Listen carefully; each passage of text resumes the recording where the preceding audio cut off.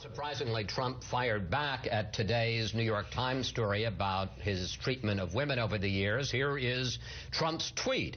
Why doesn't the failing New York Times write the real story on the Clintons and women? The media is totally, all caps, dishonest.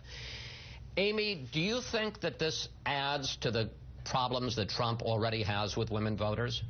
I don't know. I don't think it helps him. But when I sit and I talk with women voters, I just sat in a couple focus groups this other past week in Pennsylvania.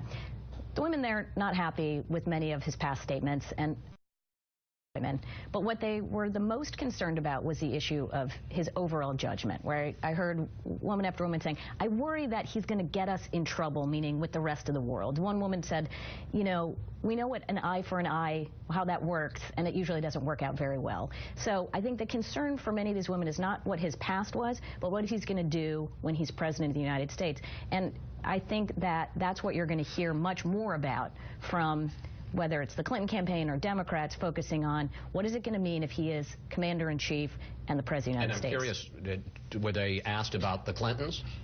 About you mean Clintons. in the focus group, yeah. What they thought about it? Look, I think the perceptions of Hillary Clinton, let's be really clear. These women, even though some of them were swing women voters, some of them were Democrats, they're not in love with Hillary Clinton. Right now, their vote for Hillary Clinton is much more a vote against Donald Trump than it is a support of her. George, the other